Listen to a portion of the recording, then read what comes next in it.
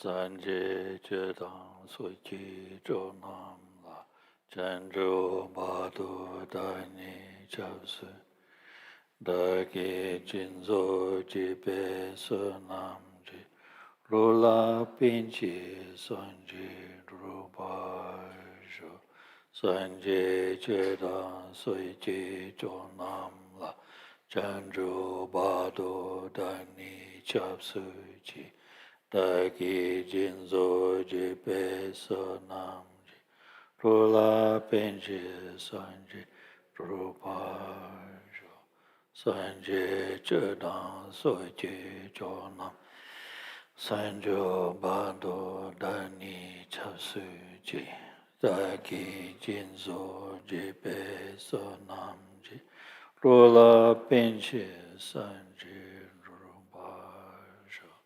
Perden Save Lama Rinpoche Dagi Jiwo Peme Din Shula Kalden Chembo Gone Jesunde Kusung Tukje Ner Saudu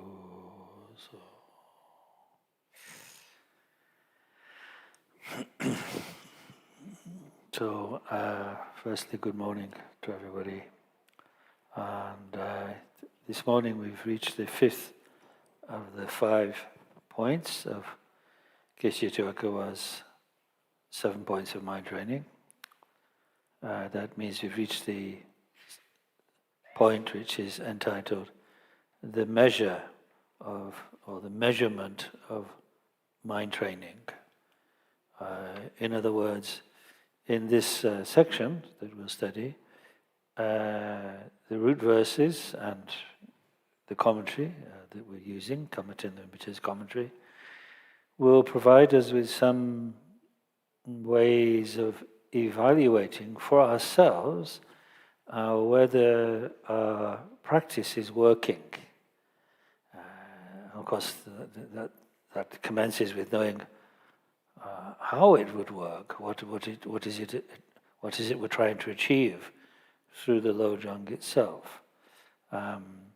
So it's a very useful, it's quite a short chapter, and perhaps it means that we might have a little bit of time before the end of the session this morning for any questions that might have arisen so far in response to the teaching. But first, let's look at the root verses and the commentary. So Rinpoche says, in the preceding sections, the methods to perfect mind training practice have been taught, particularly the 4th point, the 1 point, the extension of Lojong throughout one's life through the 5 forces and at the time of death. So this section now, this 5th section, demonstrates how to measure one's progress in this, in one's practice. So the root verse, the root lines begin with the line, the intent, or purpose if you like, the intent of all teachings converges on a single point. So Rinpoche explains, the Blessed One, meaning the Bhagawan, Lord Buddha himself, the Bhagawan's intent or intention in all of his enlightened activity, meaning the turning of the vast and profound wheel of the holy Dharma. Vast means the teaching given by Buddha on the behavior, on the skillful means practices through which we accumulate merit. And the profound means the teachings on the view of emptiness through which the Bodhisattva accomplishes the accumulation of wisdom. So all of his intent in turning the wheel of Dharma in these 2 manners, the profound and the vast, which altogether comprise the Dharma, whether it be the Dharma of the outer pratimoksha, outer again mean, as we saw yesterday, the individual liberation vow, which is the specific discipline of the Hinayana. We can call that outer because it relates to the physical actions. We maintain the Pratimoksha vow, whether as lay people or monks and nuns, by avoiding certain physical actions which bring about harm to ourselves or to others. Rinpoche continues, the inner bodhicitta, the bodhicitta meaning here the bodhisattva discipline of the Mahayana, which is inner because it is based in our mind. It is not a physical thing, it is based in our, generated and held in our mind stream. And finally the secret mantrayana, the teachings given by Vajradhara Buddha that comprise the tantras, or the path of Vajrayana, the path of mantrayana. That is secret because there are certain aspects of the practice which must not be disclosed to those who are not ripened by initiation. So, outer, inner, secret. Again, another way of saying the whole of the Dharma. So all this, the whole of the Dharma in these different aspects, Rinpoche continues, was nothing other than providing the means to tame the ignorance that is embodied in self-clinging. That's what it's about. All Buddha's teaching is to help us to overcome that most fatal of all delusions, the delusion that we possess our truly existent self. As Rinpoche calls it, the root of all faults that lie within the stream of our mind. So all the purpose of the Dhamma is just that. Having understood, Rinpoche continues, that all teachings converge upon this single point, proceed to tame your own mental continuum. So there we have the answer. What is it that we're trying to achieve by studying and practicing the Lojong, or in fact, by extension, any Dharma? It is this one thing, to tame the source of all suffering, the pernicious delusion, the harmful delusion of clinging to and cherishing the fiction of self. So, is our practice contributing to dissolving that fiction of self, or is it leaving it in place? Or even worse, is it increasing it? So we've got a measurement right now. And so Rinpoche continues, one sign of proficiency in mind training, and as evidence that our self-clinging is being diminished by the practice is working, one sign of proficiency in Lojong is an increase in the strength of our loving kindness and compassion. This is said to be like a scale weighing the degree to which Dharma practice has benefited the mind. So we can understand the analogy like this. On one side, there is self-clinging. If on the balance, there's a preponderance of self-clinging, there'll be very little loving kindness and compassion. So there being little loving kindness and compassion in our life for others shows we've not tamed self-clinging. On the other hand, if loving kindness and compassion are growing in us, it's a sure evidence that self-clinging is diminishing. In other words, lest somebody says, well, yes, I understand what you mean, that the Dharma, the purpose of all the Dharma is to diminish self-clinging, to counter, to abolish self-clinging. But how would I know if that's really happening in my mind? And here's some evidence. We can infer that our self-clinging is diminishing from the evidence that loving kindness and compassion is growing. Conversely, if loving kindness and compassion are not developing in us, then self-clinging is not being countered. So that is the first point, this wonderful line, the purpose of all Dharma is contained in one point. Now the second root line from the Geshe Chekavart's teaching, he says, again it's one of these fantastically pithy, concise and enigmatic lines. Of the two witnesses, take the principal one. Okay, who's he talking about here? So Rinpoche unpacks this for us. There are two witnesses to whether you may be described as a good practitioner or not. Who are those two witnesses? Well, you yourself could know, or you could rely on the testimony of others. So one set of witnesses, other people, the other set of witnesses, your own mind itself. And so Rinpoche continues, since our own mind is not hidden from us, we must take the first of these, our own mind, as the principal witness. In other words, we know actually really what we're like. We know what is arising in our mind from day to day, from moment to moment. We are, there's a saying in English culture, maybe from a past time, by the way, that no gentleman is a hero to his servant, meaning the servant knows his dirty secrets. He knows what he's really like when he's not on stage, when he's not performing, and so on. Well, similarly, we can't really be a hero to ourselves because we know deep down how hypocritical we are, how much we're faking it in front of others. In other words, it's appealing to what we might call, borrowing that Christian term, conscience. Our conscience, our ability to evaluate accurately our state of mind and our emotions. As Rinpoche quotes here, others might praise me as a fine practitioner, even if it were more accurate to condemn me as a very low person.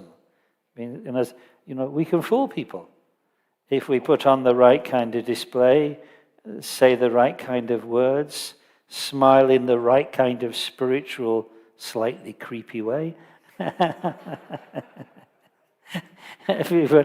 It's not difficult to learn the riffs of a spiritual guy or a spiritual chick. Speak somewhat slowly, gently, sibilantly, like Kaa the snake in the Jungle Book, perhaps. Then you can hypnotize them and draw them into your vibe. No, we can con the others so easily. And indeed, if you steer by the praise of others, well, he says I'm nice, he says I'm good. As well as adding, Rinpoche says, as well as adding to your pride, praise does not benefit your mind because it puffs us up, of course. It distracts us from the real honesty of examining our mind. We allow ourselves to be blown off course by taking seriously the superficial evaluations of others. It's like we get high on the supply of praise from others. We lose contact with who we really are, what really needs to be done. And by being addicted to the praise of others, and as Rinpoche says, and by rejecting criticism out of hand, when somebody points out your faults, you will not take them seriously. It's like somebody saying to you, you've got a dirty spot on your face, but because other people are saying, what a beautiful face you have, you don't believe it. And so you go around with this dirty spot. But if you're willing to listen to honest criticism, you would have been able to remove it. So addiction to the praise of others is very self-deceiving, self-destructive. Therefore, as that's the case, that you really have to rely upon your own conscience, Rinpoche says, always leave yourself naturally as the witness. And if there are no faults to regret when you examine yourself, it is a sign of proficiency in the training.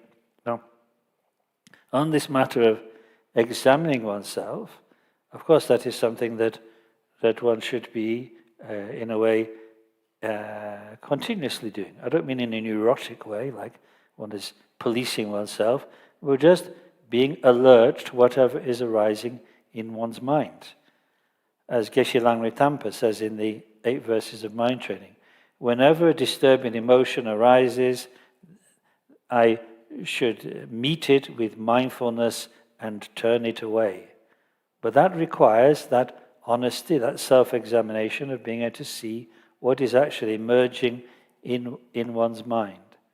So this requirement of relying upon the witness of your mind also involves necessity of mindfulness and the necessity of honesty, which would mean admitting that we are more or less just babies, just beginners in the practice.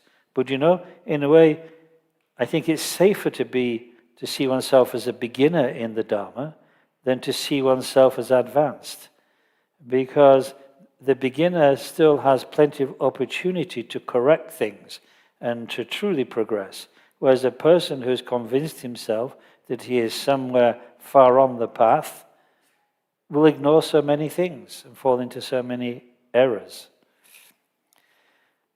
So the third measurement, or the third line, which gives us some more ability to measure where we're up to in the practice, Geshe Chekawa says, always rely on the joyful mind. There's a great song way back in the 20s of the 20th century by the American country group, the Carter family, called Always Walk on the Sunny Side of Life. Well, I think the Lojong practitioner can do this, because he or she can always rely on a joyful mind. Rinpoche says, if you can bring any sufferings and unwanted conditions that may affect your body and mind onto the path, this is like adding fuel to the fire being your bodhicitta inspiration, which was like a tiny spark at the time you first generated bodhicitta, when you first made the bodhisattva vow, but you caused that spark to become a raging fire which will burn up the defilements. So instead of being upset or disappointed when difficulties arise, for you as a Lojong practitioner, just more fuel. Just like as we saw when we talked about the perfection of patience, when His Holiness taught us that in the Bodhicharvatara, we saw actually encounters with difficulty are very, very beneficial for the Dharma practitioner. So, as Rinpoche continues, through the cultivation of the two bodhicittas, when difficulties arise, perhaps using the conventional bodhicitta, sending and taking other difficulties into one's own, or applying the ultimate bodhicitta, looking right into this experience of difficulty, and, as it were, seeing if there's anything truly there, or is it not the case that this experience too is fundamentally empty of any substance. So whichever perspective one relies upon, these difficulties, Rinpoche says, will become friends that assist you in your practice of the path. Therefore, always, day and night, cultivate mind training as your path of conduct with a joyful mind. Why joy? Because you can handle whatever you encounter. Whatever's thrown up in our life, we should never despair. We should not become depressed. We should not become undermined by it. We should see it as, oh yes, that's further stimulus to practice, to develop the bodhicitta. Nothing is lost, nothing is destroyed, nothing is overcome. It's not even a deviation for me that this problem is arising. It's all part and parcel, as we say in English, all part and parcel of the path. So, why worry? Why worry?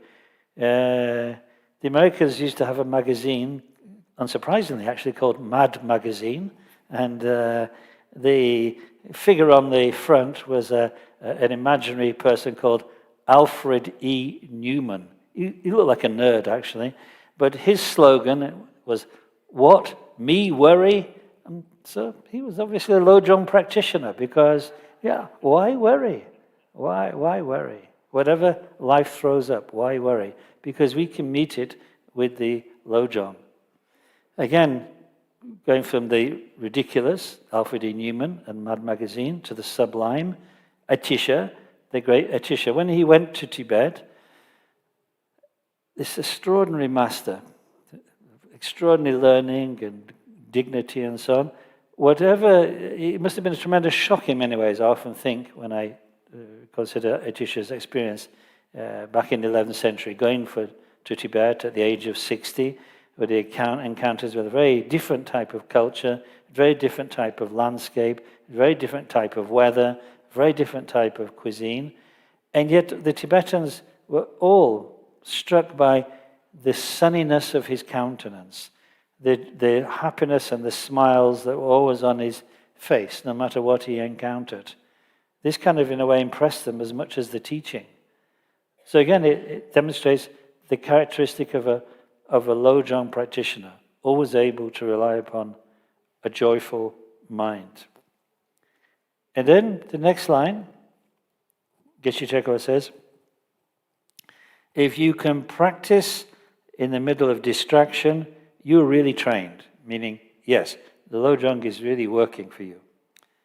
So Rinpoche says, having trained again and again for a long time in both the words and the meaning of mind training texts, such as this root verses of the 7 points, one measure of how deep you've gone with it, how deep you've meditated upon it, how deep you've cultivated it, is that due to the mindfulness that is developed through your practice, your mind is never caught up by distractions, the kind of deviations from the path that I mentioned briefly before. And instead of being caught up in distractions that arise, you recollect the meaning right away. You're fundamentally based in the Lojong. It is the center of your gravity. Yes, things may arise, new people may come, people may go, a problem may come, a problem may be solved, but you're steady like a rock in the middle of all this. Because for you, the Lojong is the central point of your life. So you can't be, as it were, blown off course. You can't be seduced away from the Lojong. Oh, and so that is a good sign that your Lojong is working, that you're centered in it. You're stable. Not stable in the sense of dead to what is happening. The Lojong practitioner is very alert because his or her concern is the well-being of others. So you notice when somebody comes, you notice when somebody leaves. But at the same time, you never move from that core, that central core, the bodhicitta itself. Another sign of this being undistracted is that even if death, like the most dramatic kind of circumstance, even if death arises without warning, you recollect the auspicious goal of the practice of 2 bodhicittas and do not fear it.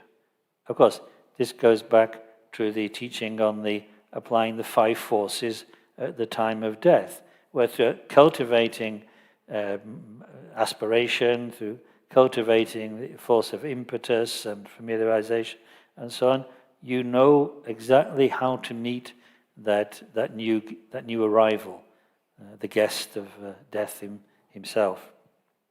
In brief, Rinpoche says, if the remedies of relative and ultimate bodhicitta are not overwhelmed by any strong negativities that you encounter, and you can overcome these negativities right away, this is a wonderful sign of proficiency.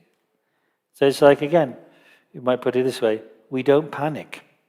Panic would be to lose the center, to be so caught up in the display of difficulty or excitement or whatever it is, that we forget our center and move away from it. We panic. But here we never panic. We remain in that center. That is a wonderful sign of proficiency. However, just having this much stability in the practice, and Rinpoche puts this in, just lest we think this is all there is to it, not being distracted, remaining at least consistent with our Lojong. That's not enough. However, it is not enough benefit in itself. It is necessary to perfect this familiarization, this continued stabilization, coming back again and again to the Lojong. It's necessary to perfect this familiarization by continuing to meditate unto the attainment of complete Buddhahood. So, yes, being joyful with whatever happens, being undistracted, being persistent, being consistent, being stable, whatever we want to call it, it's a good sign, very good sign. But of course you don't rest there, because your aim was from the beginning Buddhahood for the benefit of beings. That's the meaning of that first force, the force of impetus, as I call it, or resolution, as is translated here in this commentary. In summary, to sum all this up so far, Rinpoche says, if by meditating on Tonglen, by meditating on sending and taking together, you are pervaded by joy, and there is no decline in happiness, no matter what physical or mental sufferings arise, this can be said to be a measure of mastery or proficiency, skill, being learned in, being somewhat accomplished in the Lojong. So, of course, just to emphasize the point that's implicit in this, one might consider Lojong to be very challenging. After all, it's like to practice the taking aspect of sending and taking, one has to be aware of the messiness of samsara, the messiness of people's experience, the messiness of my own experience, of course, but the messiness of other people's lives, of their births and deaths.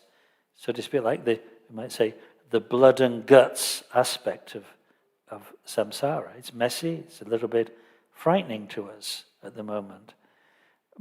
So one might conclude from all that kind of stress on suffering and encountering suffering, that the Lojong practitioner would at the very least be a person who's going around with the forehead knotted with worry and concern.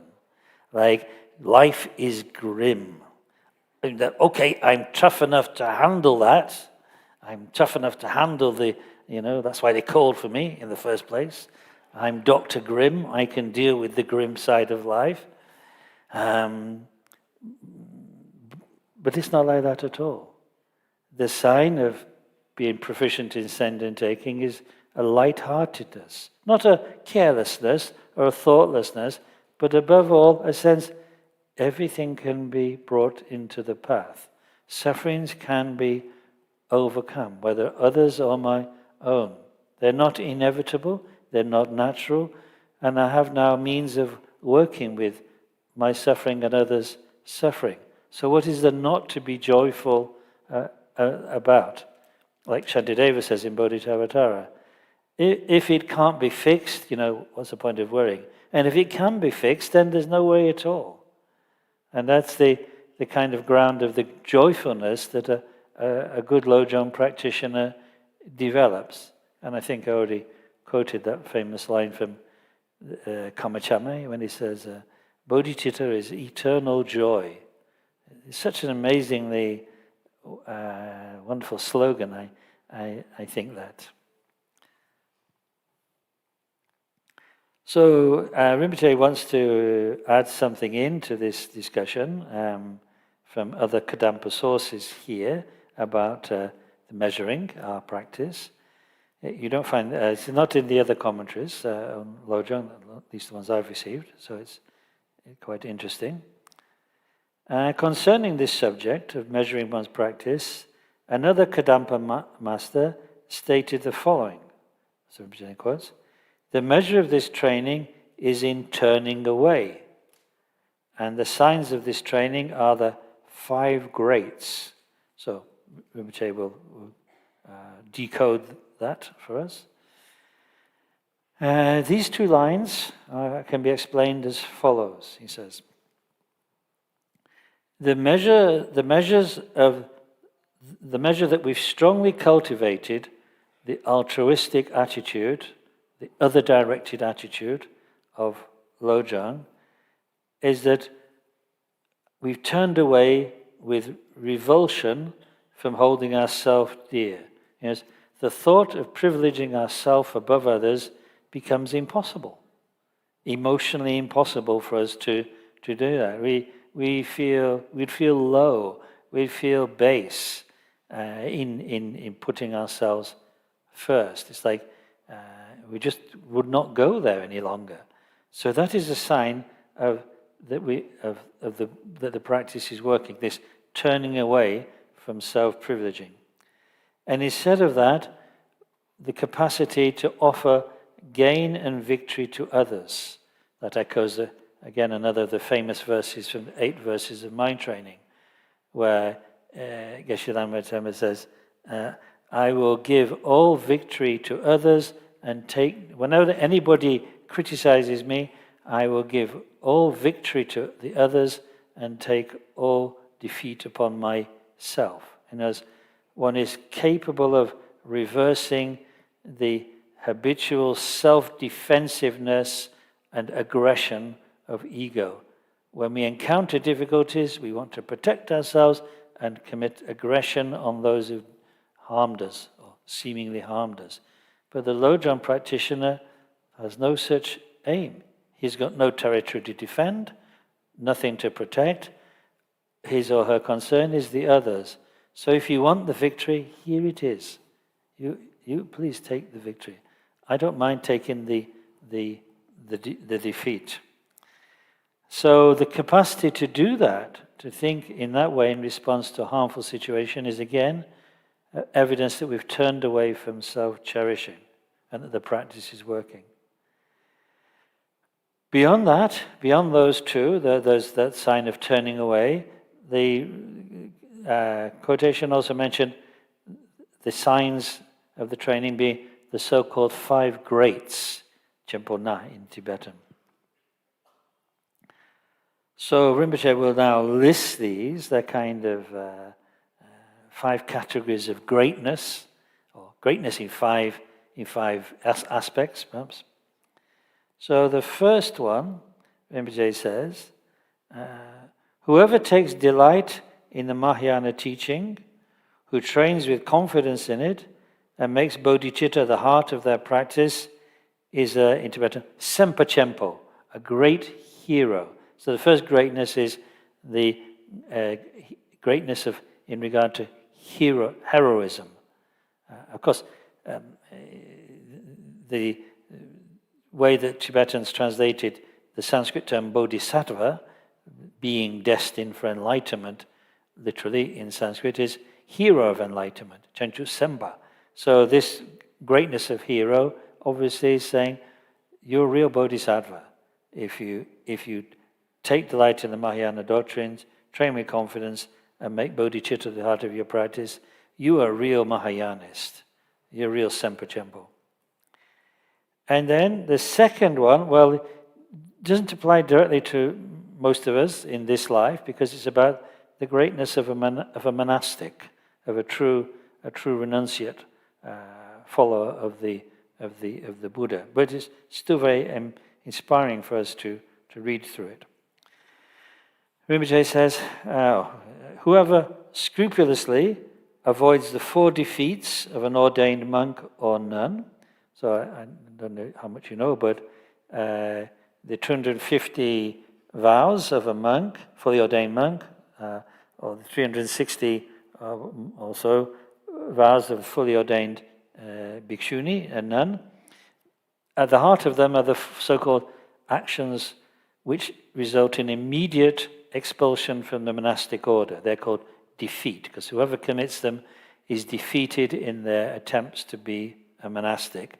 And they are taking human life from the moment of conception to death, stealing, sexual intercourse, and fourthly, lying about spiritual attainment, such as saying one is an arahat or arahati or something. So, to begin with, you avoid those, because of course you're not a monk or nun if you commit them.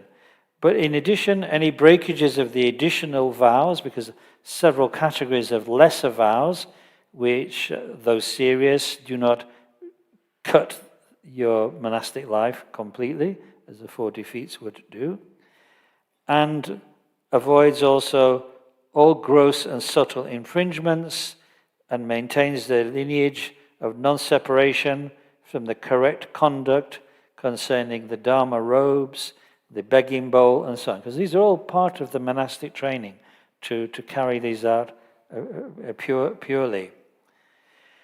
And furthermore, who continues to practice the Lojong rituals, the restoration rituals on the new moon and full moon days, and who adheres correctly to the Vinaya rules concerning alcohol. That means abstaining. For a monastic to drink alcohol is not a defeat, but it's a rule. It is a breakage of a lesser rule, so it must be avoided. Meat, of course, according to the Vinaya that our monks and nuns follow, the Sarvastivadin Vinaya, meat can only be consumed under 3 circumstances. That you've not killed the animal yourself that you eat, that you've not commissioned somebody else to kill it for you, and thirdly, that you do not accept meat that knowing that somebody has done that, even though you didn't ask them to do, you know that they've done it for you. So only meat that does not fall under those 3 prohibitions is possible to be eaten by monastics, so that you don't break that rule.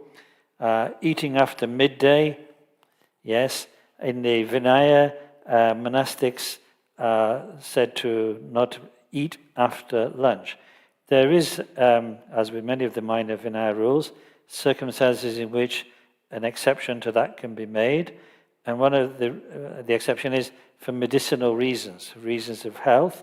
If not eating in the evening would cause physical deterioration, then monastics are exempt from that rule. And it was considered when the Dharma went to Tibet that rule could not be kept in such a difficult climate. So that is why generally most Tibetan monastics and Himalayan monastics do eat in the evening, but it's purely under this medical rule.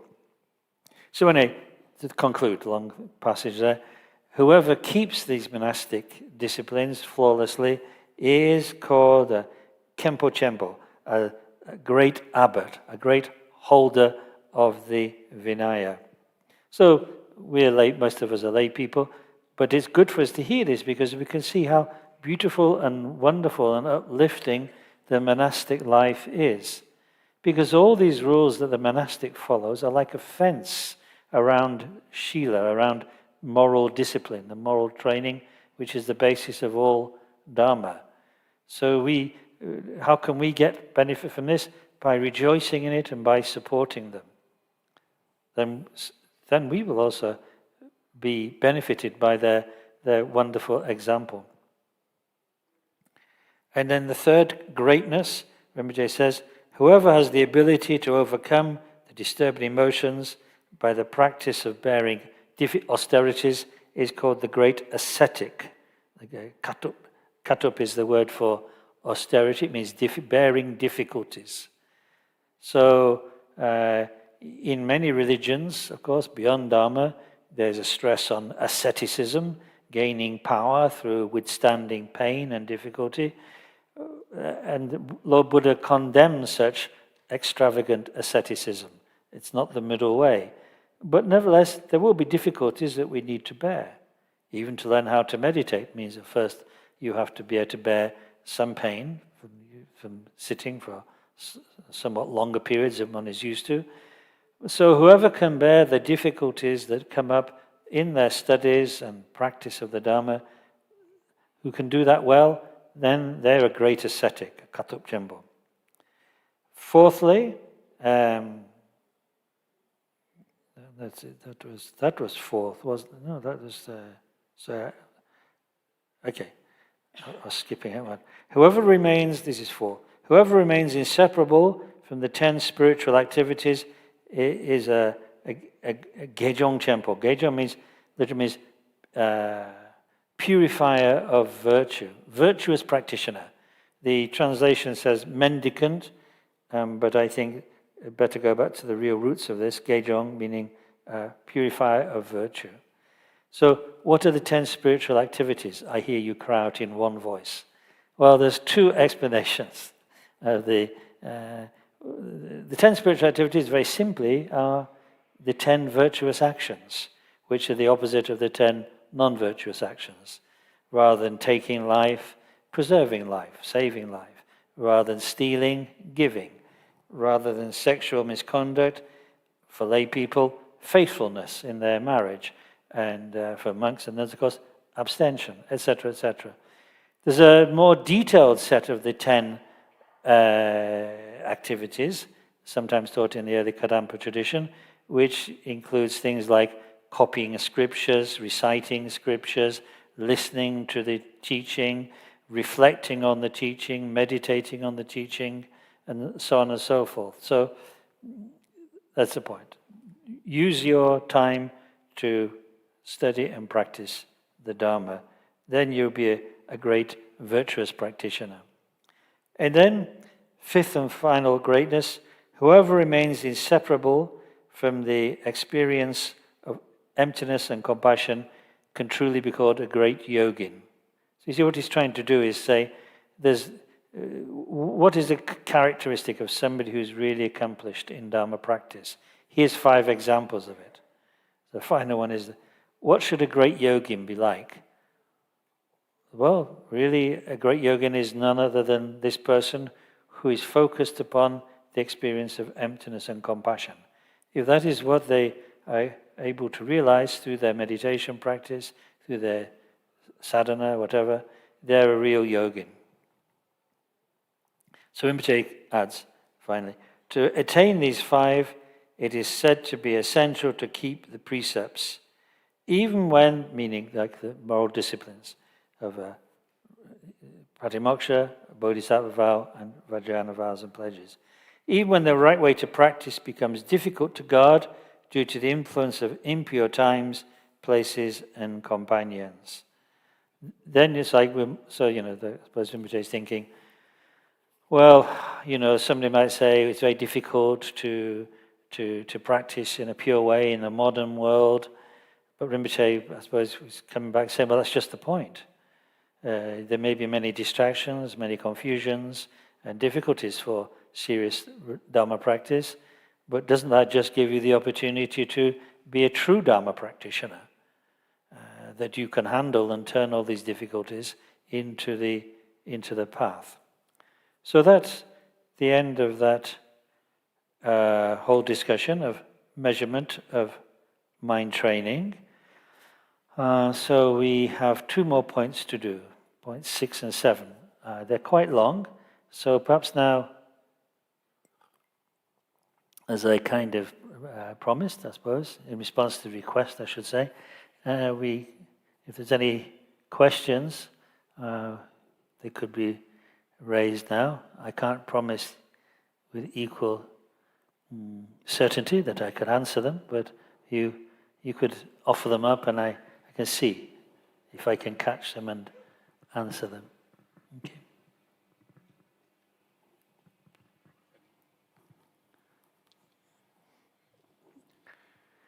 Yeah, hello, Lama. Hello. Hello. It was about the offerings to the Dharma protectors. Yes.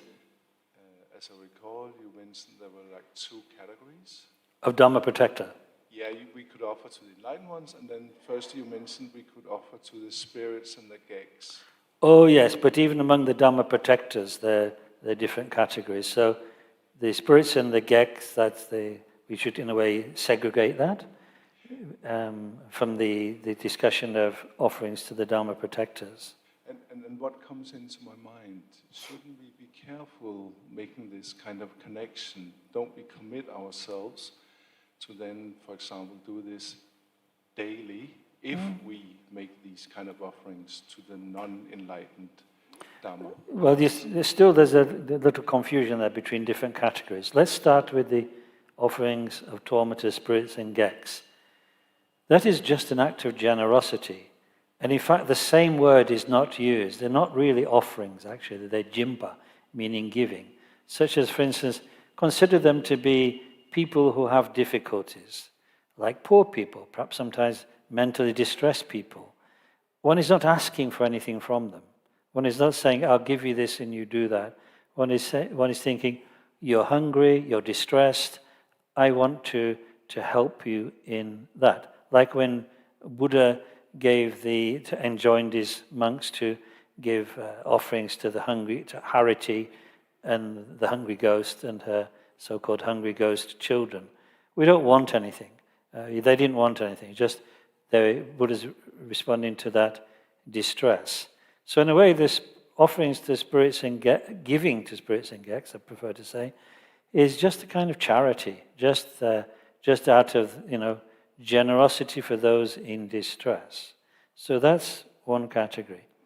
Now, when it comes to, in a way, what's lying behind your question, I think, and which is very important, the distinction between, so in Dharma protectors, so geks and spirits are not Dharma protectors, but Dharma protectors come, as I said yesterday, in at least two, I could add others, but I won't bother, two major categories. The transcendental ones, the wisdom protectors, those who are nothing other than the embodiment of the wisdom of the Buddhas, and therefore fully enlightened, and whom one regards in a way as similar to yidams, but with a particular function. Makala, Makali, and so on. But no, the other category, which you're alluding to, I think, is those jigtempe, summa, these oath-bound worldly protectors. Going back to the example set in India by Lord Buddha, being approached by Vedic gods, almost Indian gods, like the gods of the 10 directions or the kings of the 4 directions, and they took refuge in the Buddha. They came to ask him to give them teaching because they're unenlightened beings. They have a certain samsaric power temporarily through the karma of virtuous actions, but they're not enlightened. So we cannot take refuge in them. We don't ask them for Dharma teachings. So when the Dharma practitioner, in some rituals, includes offerings to the kings of the 10 directions, or the deities of 10 directions, or the kings of the 4 directions, he's doing it in a way with the permission and encouragement of the Buddha, but he does not take these as enlightened beings. It's like he pays a certain amount of respect to them, but they're not one's rulers. Like if as a citizen of this country, if I go to another, I pay a certain respect to the authorities of that country, but I don't become their subject. We never become a subject. This is an analogy Sakya Pandita uses, by the way. We don't become a subject of unenlightened beings, no matter how temporarily, samsarically powerful there is. So, for instance, in these rituals, an extensive version, we remind them of the vow they made in the presence of Shakyamuni, or in the presence of Pamasambhava, or in the presence of Vajrapani, or whatever. We remind them of their promise, their pledge to defend the Dharma, to generate prosperity for Dharma practice, for Dharma practitioners, and so on. But we don't ask them to bestow wisdom upon us or lead us to enlightenment. So it's a wholesome and healthy relationship because it's done within the structures and within the perspective set out by Lord Buddha himself. Again, if these deities are invoked alongside enlightened deities, they're always on the edge of the mandala. This is a very Vajrayana reference, but it will make sense in a minute. So if the wisdom deity is present, we absorb them into ourselves at the conclusion of the ritual, the worldly deities are sent back through their realms, to their worldly realms. We do not try to become one with them, so to speak, because they cannot liberate us. And we do not wish to be reborn in their realms. So it's a subject which is very kind of well governed, well set out. What are the rules and regulations, so to speak, for interacting with such beings? So Gexen spirits, on the one side, point number 3 in the 4 methods, generosity, kindness, love, etc., as would to any distressed being. Worldly deities, no, a kind of respect, but for their temporary power, and reminded them that they've all taken refuge in the 3 jewels in the past, and they've made this promise to serve the Dharma. So that's it. Now, of course, in the modern world, modern Western world, we may not even be aware that such worldly deities may be present, because it's all part of the Asian cultural sphere, the Vedic gods of India, the gods of mountains and streams and so on in Tibet, or the kami, the gods of Japan, the Shinto religion. We don't have an analogy much in the West, because our local gods seem to have been driven out for various reasons, which we won't go into. But if they're there, then we would relate to them in this way. They'd first of all have to be converted to the Dharma, become Buddhists themselves by some great master who is capable of doing that, and then one could cultivate this kind of relationship with them, similar to Asian Buddhists with their worldly deities. A respectful relationship, but not taking refuge in them. So the crucial thing is we do not take refuge in them. Thank you so much. Okay. Very, very clear. Okay. Thank you. Okay. Hello, Yeah. Lama Jampa. Okay, yeah. Thank you so much for your teachings. Yes. My question is very specific to emotions, like how. So I understand from reason, we are impermanent. This life is transient. But, for example, I just lost my dog, and I'm sad, right? Okay. So I know I will lose my family members. I'm gonna be sad. So in Lojong, I should understand, that I'm going to pass away as well, but is it that I'm not supposed to feel sad? I'm not supposed to feel anger?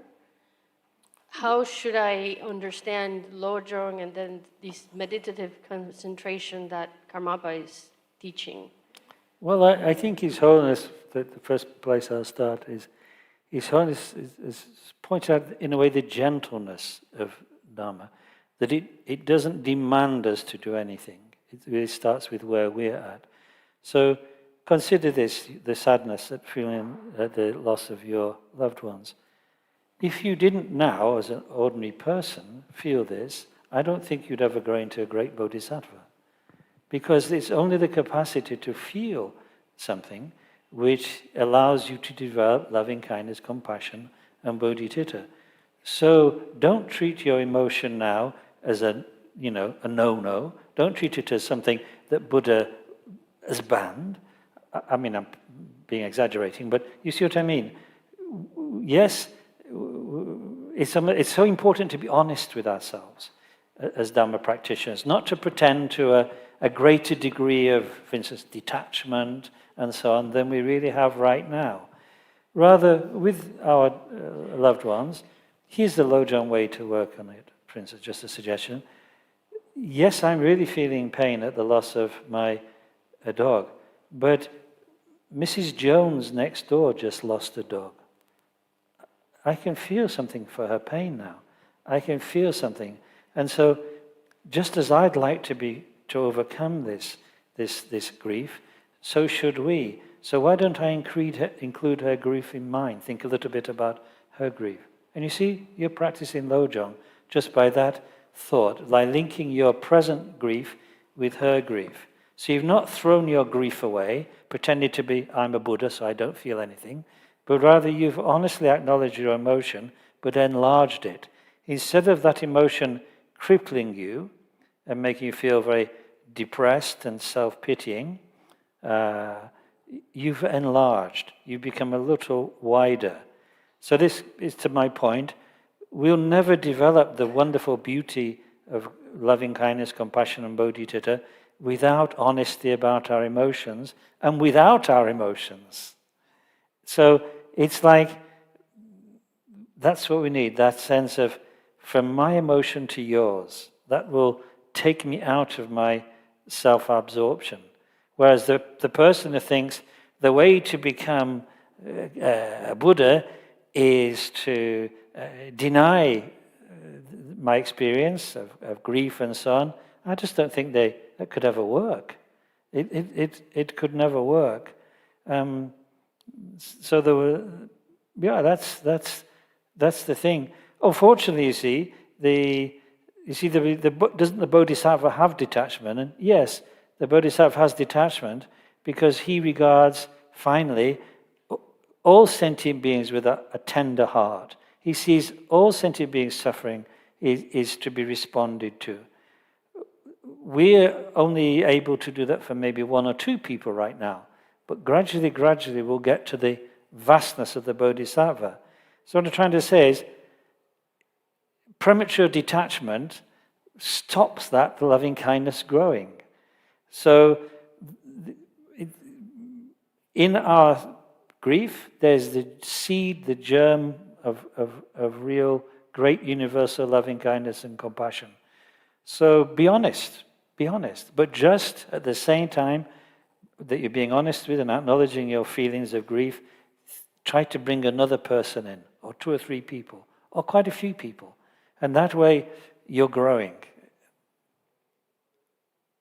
I'm not sure if if I've answered all of the question there, because I can't quite remember the rest, but that's my first response. It's like, you see, like sometimes people think, I should reject my family and my close ones in order to have the universalism of bodhicitta. How can that be? Buddha taught exactly differently than that. He taught start with those, as a beginner, start with those who are close to you, because you at least have some kind of genuine feeling for them, and then bring others into it. It's like, start with to make a slogan of it, like, start with your family and gradually bring the whole world into your family. But if you've thrown your family away in the beginning, how can you make the world your family? So that's it. That's the true relationship between detachment and compassion.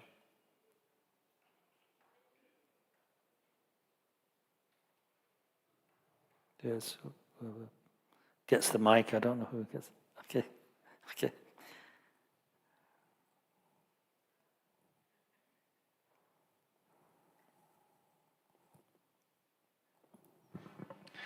Lama Jampa Thaye, first of all, thanks for the wonderful explanation to this text. It's very profound and touching. And then I had a question about the five forces, particularly in respect with the moment of death. Mm-hmm.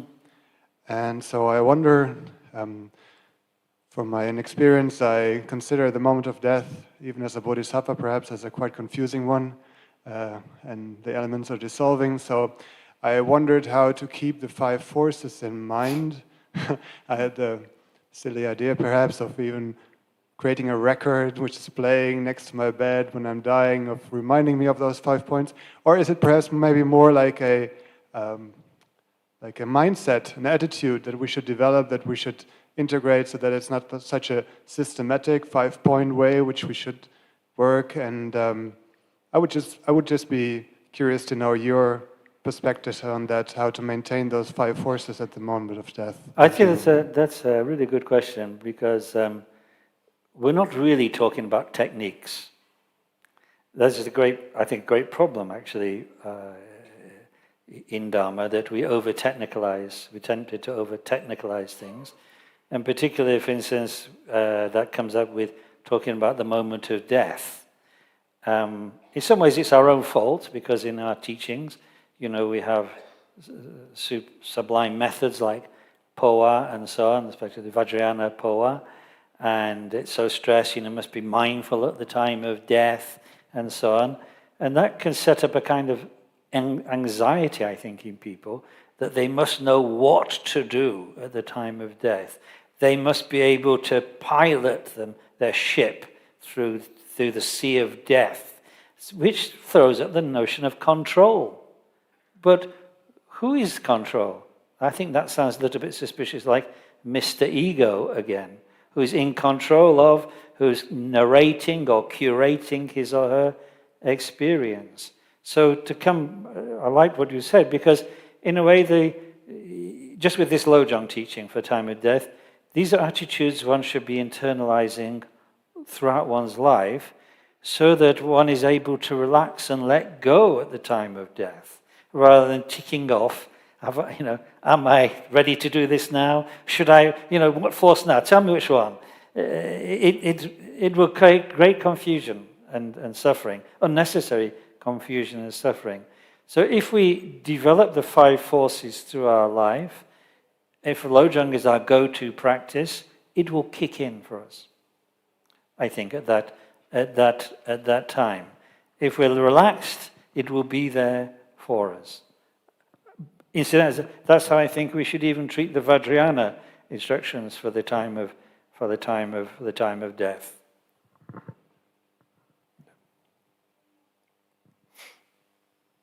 This lady.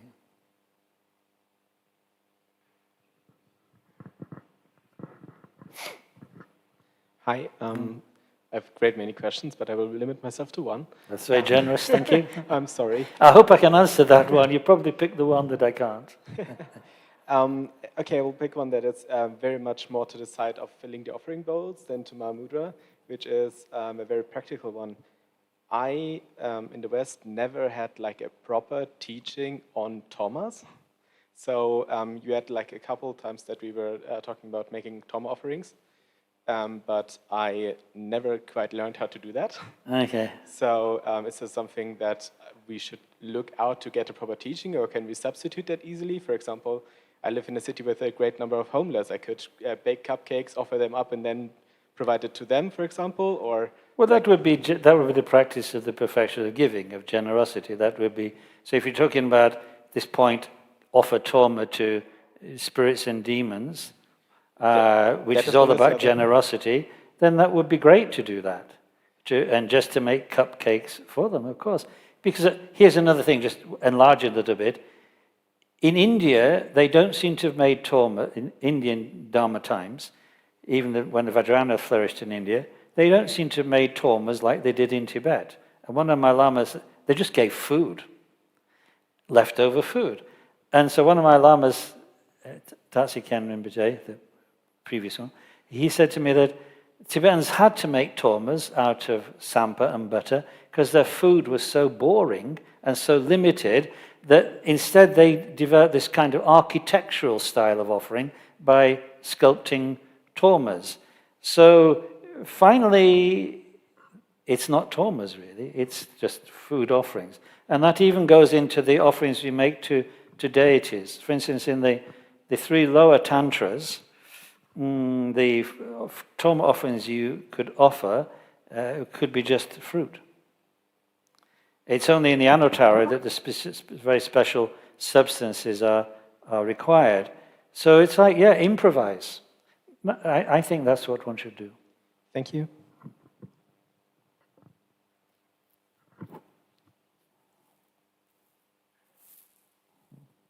Just from Prague. Thank you. Dear Lama Jampa, also thank you very much for your teachings. I really love Lojong, theoretically, but in we're all in that boat. but in the real life, it becomes very difficult. So concerning the training in real life, I'm interested if I should make small steps of kindness and compassion according to my current capacities, Or should I try to do bigger steps that are not really sincere, but they are in the spirit of fake it till you make it? Well, you know, all Dharma is fake it till you make it. The great Patra Rinpoche said, all Dharma is imitation, meaning we imitate the good ones. We're pretty poor ourselves, pretty fake, but we imitate the good ones, and somehow it rubs off on us. But what does that mean? It means that actually the capacity for this was there all along, but by acting in this way, somehow one forgets to cling on to the negativity, and the sunshine kind of begins to shine through the clouds. So don't be embarrassed about being a fake. We all are. That's it. Thank you very much for supporting.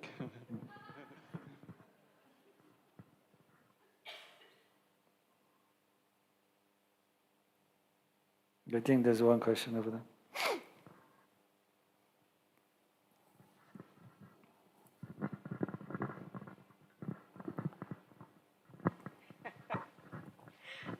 Hello.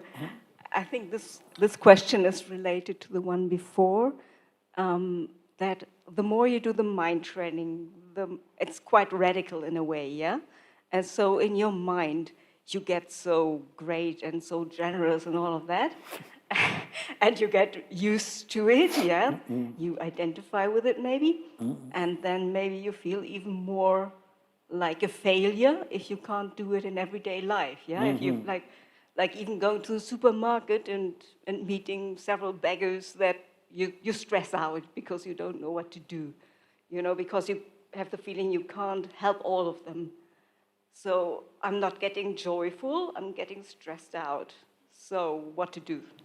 Well, to start with your example of the beggars, give to one today, another one tomorrow, another one on, because it's like you've also got to be patient about having the capacity. It goes back to what I think I mentioned this point about when Tibetans hear these stories of great bodhisattvas who are willing to sacrifice their entire body to feed this hungry person, or in one case a fish actually.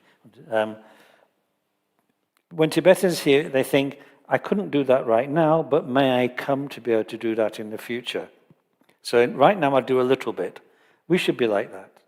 We should. So the 7 beggars, one today, one on Sunday, one on Monday, and in that way we are continuing to open our heart. We're not closing up. Whereas if we say it's too much for me, we shut the door and we destroy the whole thing. So bottle half full. That's a Lojong approach. There's some good that we can do. Tomorrow maybe I can do a little bit more. And that, of course, is the virtue of patience. Patience also about one's spiritual progress. Patience also about, spiritual results that one practices in this way. Again, another way of thinking, we're incredibly ambitious in the West. Now, I don't want to get into a let's bash ourselves festival of, we Westerners are incapable and can't practice the Dharma like holy Asians and so on. That's not true. But one of our things is, we still are, I want to succeed. And so we take that mindset to Dharma. And therefore we want results. I want to show I really, can be a perfect bodhisattva. Whereas the better, or Buddha, whereas the better attitude is think, slowly, each day a little bit more. Like Sakyapandita says, the way to become learned is like every day learn a verse. Not the whole book, but a verse every day. Because he says then, like a pot of water, gradually become full. So I think it's the case also with practice and with transforming ourselves. We'd letting go of our selfishness, slowly, day by day. And this way we learn patience. We don't have anything to boast about because we acknowledge we're still quite low down on the path right now. But it's okay. We're slowly getting there. And again, like in the West, we want to have it all in this life. We're very attracted by the idea of Buddhahood in this life.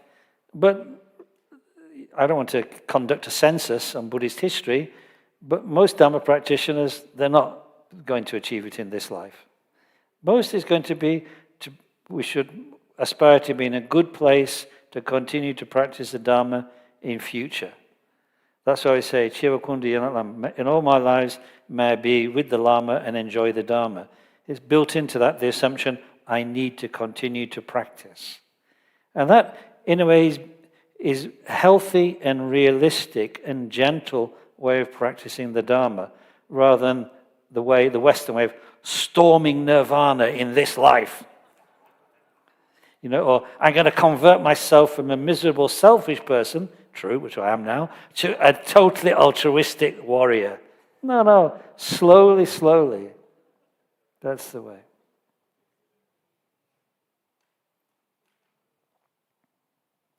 Yes.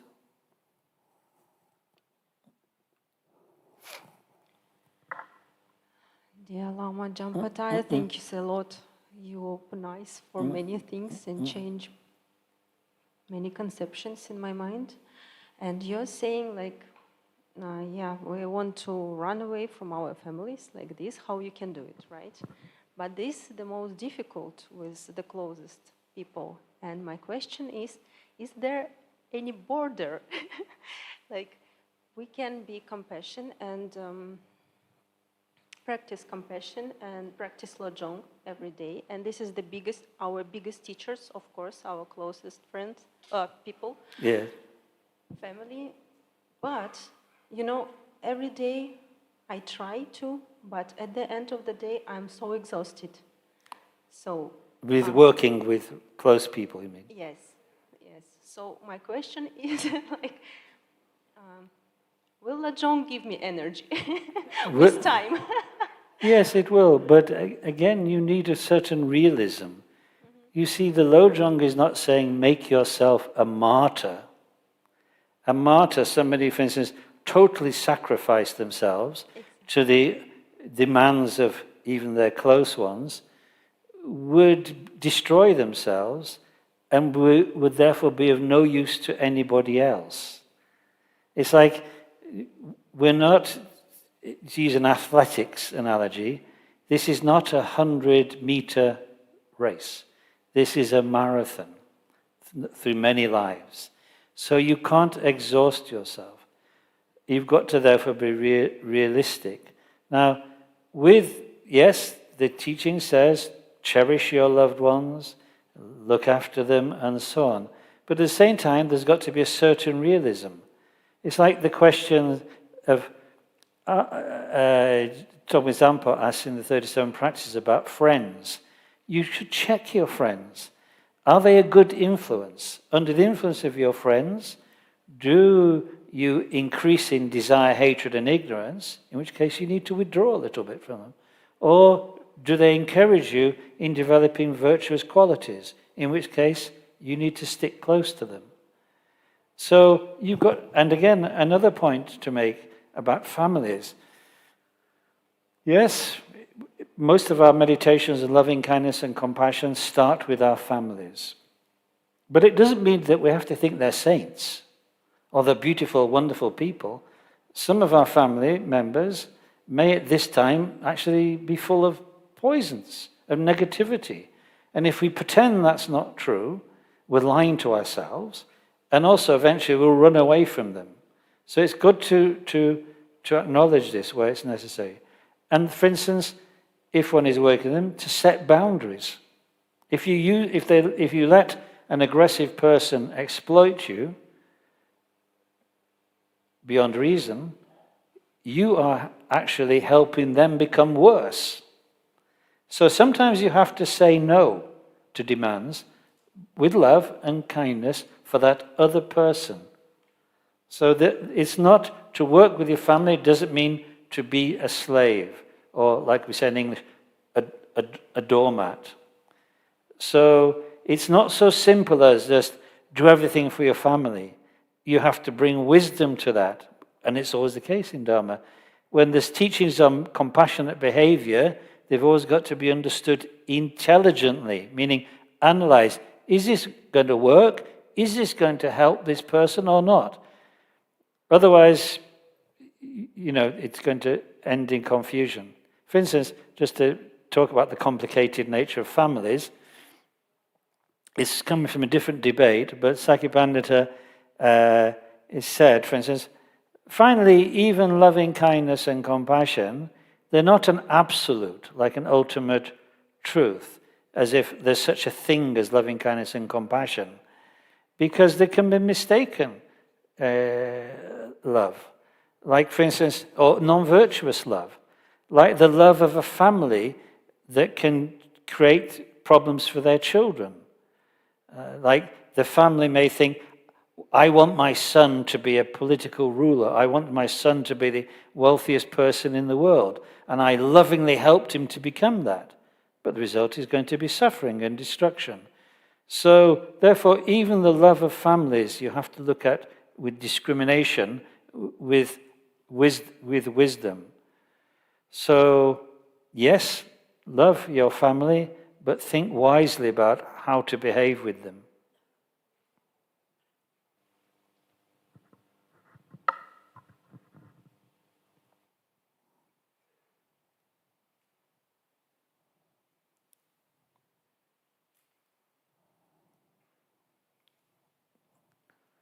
As Hamlet said, the rest is silence. Oh, the rest is not quite silence. There's somebody coming back.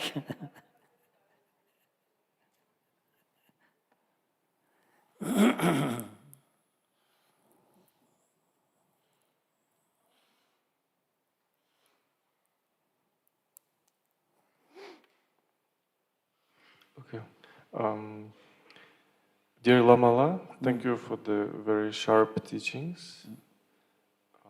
I just wanted to hear your thoughts on the 8 verses of mind training and advice on how to best approach the 12 links of dependent origination.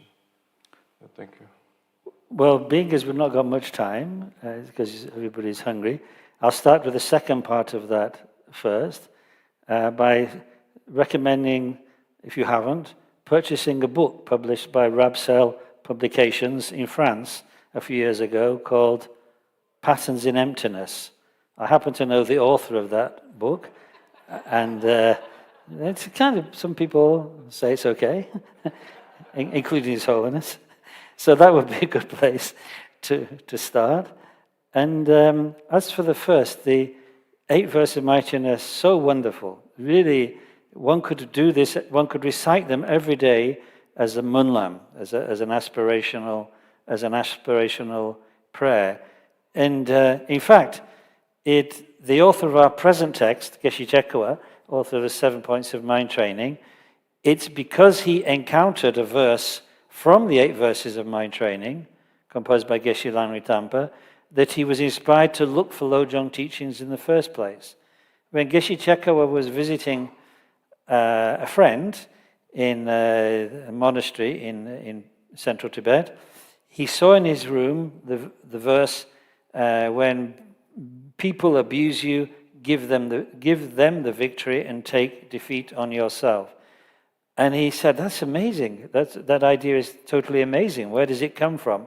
And his friend said, oh, that's the teaching of a Geshe called Geshe Langri Tangpa.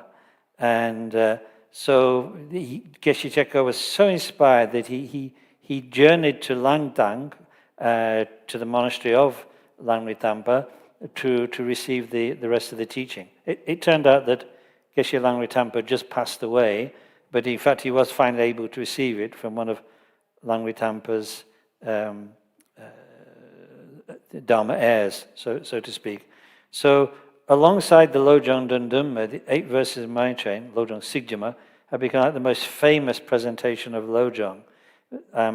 They're not very much explaining the meditation, but more the attitudes of Lojong, particularly the radical way that Lojong transforms even difficult situations.